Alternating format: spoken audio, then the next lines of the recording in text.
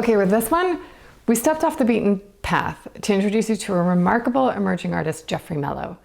Typically, our studio features more established names, but when a trusted collector recommended Jeffrey, we couldn't resist bringing our cameras to his New York City basement studio, and we're thrilled we did.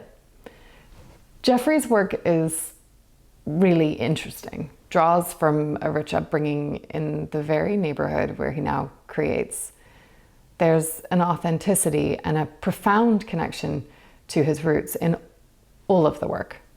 And his commitment to representation, particularly of Black people, is unwavering.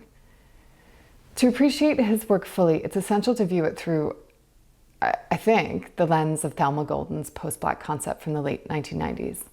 This vision embraces a nuanced understanding of Blackness, one that celebrates complexity, multiplicity, and individuality. It rejects monolithic identities in favor of a fluid, dynamic Black culture filled with diverse voices and perspectives. Jeffrey embodies this post-Black paradigm. His art transcends traditional boundaries, explores intersection of race, gender, sexuality, class. He's challenging stereotypes and celebrating the richness of Black culture, illuminating stories often left in the shadows and histories that, frankly, I didn't know before I got there. So pay attention as we dive into the world of Jeffrey Melo. Right. You just stand in the middle. Another aspect of us. Yeah. Now it seems That's what happened yesterday. Thank you for having us, first of all. Thank you for being here. Tell, who is Jeffrey Melo? I feel like I'm still figuring that out. It's a loaded question. I feel like I'm a lot of things. I think at the core of everything, I am someone compelled to create, someone who's compelled to make, I'm compelled to express, just someone who feels, I guess. I think everyone's an artist, as long as they apply. It's a practice in the sense of, it's not just my thing, but I enjoy it. It comes natural, and I think by nature I am, but I think everyone can be. How did you end up painting? I come from a family of very good drawing artists. I didn't really start painting until college. So I think I learned technically how to paint when I was at the University of the Arts. So are they all people or composites of people? Do you work from a photograph of someone, or are any composites? I mean, let's start with that.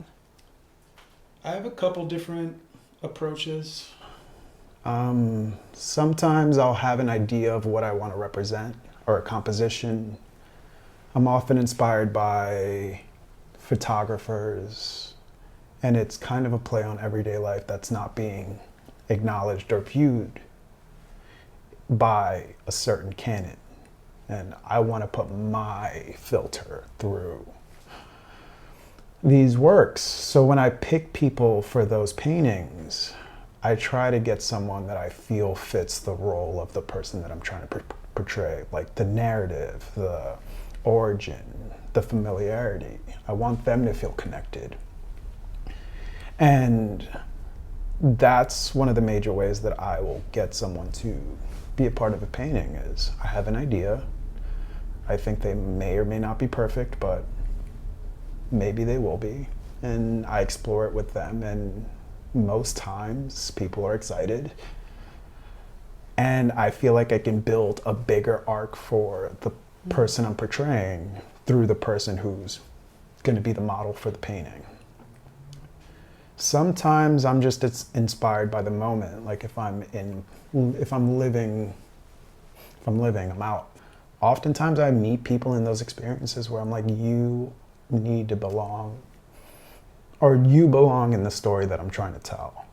A lot of times it's mostly inspired by going to these big museums or big institutions and seeing who's represented at a large scale.